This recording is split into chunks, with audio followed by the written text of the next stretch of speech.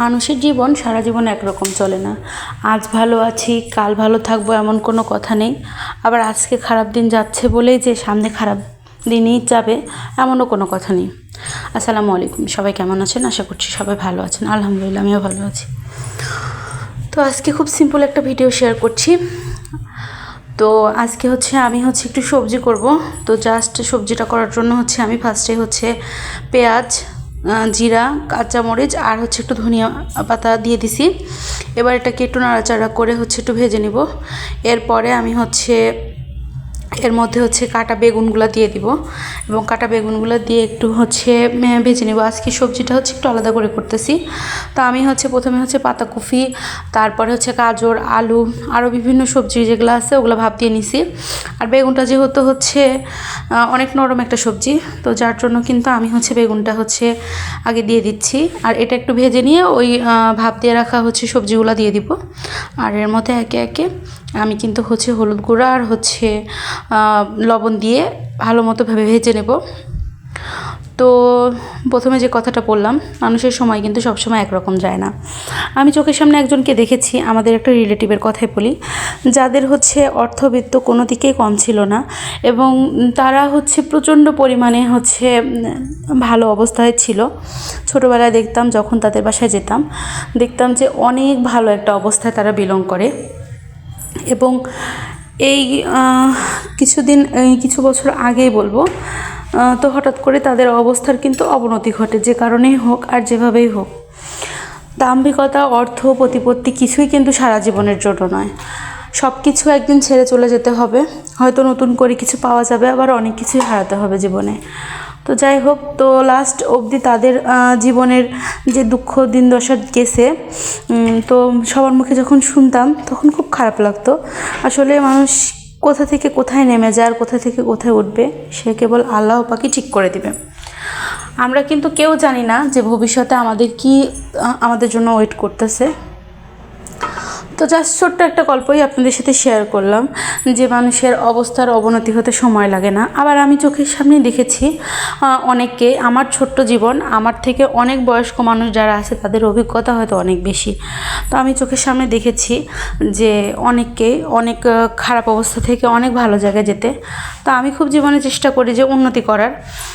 তো যদিও কতটুকু জীবনে কি করতে পারবো তা জানি না। সবাই দোয়া করবেন যাতে জীবনে অনেক ভালো কিছু করতে পারি। তো এখন আমি দেখতে পাচ্ছেন যে লাউ কেটে নিছি আর জিরার মধ্যে পেঁয়াজগুলো দিয়ে দিছি তেলের মধ্যে। তো তেজপাতা, জিরা আর পেঁয়াজটাকে আমি একদম লাল লাল করে ভেজে নিব। আমি বেশিরভাগ সময় লাউয়ের তরকারিতে ভাজনা বেটেই দেই। আর যেদিন হাতে সময় থাকে না সেদিন কিন্তু আমি পেঁয়াজটাকে একদম ব্রাউন করে ভেজে নিয়ে জিরাটাকে ভালো করে তাতিয়ে নিই। এরপরে এর মধ্যে একটু পানি দিয়ে কিন্তু মশলা অ্যাড করে দিই। এতেও কিন্তু সুন্দর একটা ফ্লেভার আসে। তো আজকে সময়টা একটু কম থাকার কারণে কিন্তু আমি একদম একেবারে দিয়ে দিছি। আমার কাছে মশলা করার সময় ছিল না। তো যাই হোক, তো এর মধ্যে আমি একটু পানি দিব আর অল্প একটু পেঁয়াজ, জিরা আর আমি রসুনটা হাতেই বেটে নিছি। অল্প একটু মশলা দিব এবং এর মধ্যে হলুদ গুঁড়া অ্যাড করে দিব এবং লবণ অ্যাড করে দিয়ে ভালো মতো কষে নিব। আর মাছগুলোকে কিন্তু আমি সুন্দর মতো ভেজে নিছি।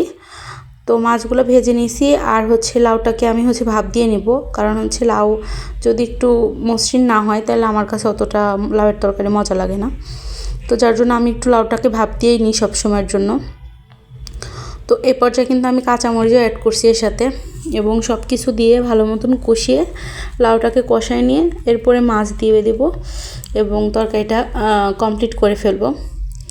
তো আসলে আমি ছোটোবেলা থেকেই একদম বলতে গেলে বাবার বাড়িতে বেশ ভালো অবস্থাতেই দিন কাটিয়েছি এবং খুব ভালোভাবেই জীবন পার করেছি। জীবনের এত উত্থান পতন আমি কিন্তু দেখিনি।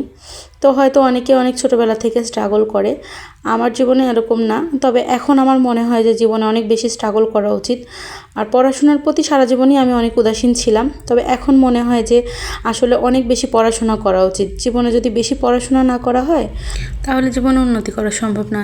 ছোটোবেলা আসলে ভাবতাম যে এত পড়াশোনা করব না, তো এখন নতুন করে যখন পড়াশোনা শুরু করেছি তখন মাথার উপর দিয়ে সব কিছু যাচ্ছে, জানি না সামনে কি হবে। তো চেষ্টা করব ভালো কিছু যদি করতে পারি করব, না হলে আগে কী হবে জানি না। আজকে রান্নার ভিডিওটা আমি খুব একটা বেশি আপনাদের সাথে শেয়ার করতেছি, বাট আমি খুব একটা বেশি এক্সপ্লেন করলাম না। আমি কিছু ছোট মুখে অনেকগুলা কথা বললাম, যেগুলো সবাই জানি, সবাই মানি, তবুও বললাম। তো যাই হোক, আমার মনে হয় যে জীবনে আসলে অনেক স্ট্রাগল করা উচিত, প্রচুর পরিমাণে কষ্ট করলে তবে উন্নতির সম্মুখীন হওয়া যায়। আর উন্নতি পেলেই যে জীবনে সেটা টিকিয়ে রাখা যাবে এমনও কোনো কথা নেই। তো আল্লাহ পাক সবাইকে ভালো রাখুক, সুস্থ রাখুক। তো সবাই ভালো থাকুন, আর please like, comment and share my channel. তো আজকের মতো এখানে বিদায় নিচ্ছি। আল্লাহ হাফেজ।